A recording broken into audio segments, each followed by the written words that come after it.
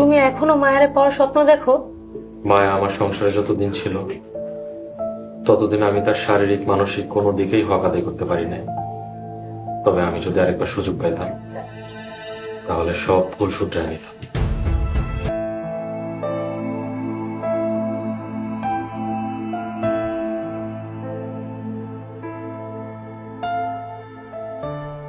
জামাল, ফুপুর কথা বিশ্বাস করে মনে কষ্ট পাইছে জানি, কিন্তু বিশ্বাস করো, তোমার বিষ দেওয়ার বিষয়ে আমি কিছু জানতাম না।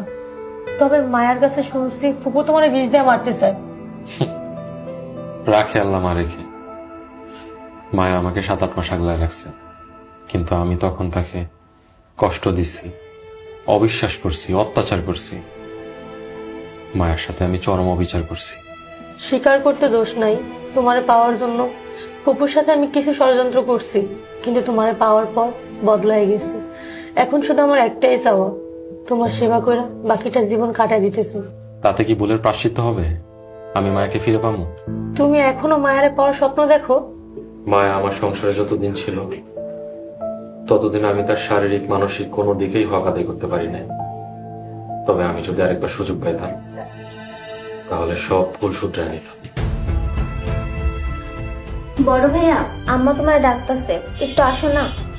রাজিয়া, তো করে কতবার কইছি কারো ঘরে ঢুকার আগে নক করে ঢুকতে হয়। আসলে তো করে মাইরা শিখাই দিব বেয়াদব। মরিয়ম, মুখ সামলায় কথা কইস। বড় ভাইয়ের কণ্ঠ শুনা তারপর ঢুকছি। ভাই, আমারও কইতে দ্বিধা নেই, মায়ের প্রতি আমরা সবাই অনেক অবিচার করছি। একবার সুযোগ পাইলে মায়ের মাথায় করে রাখতাম।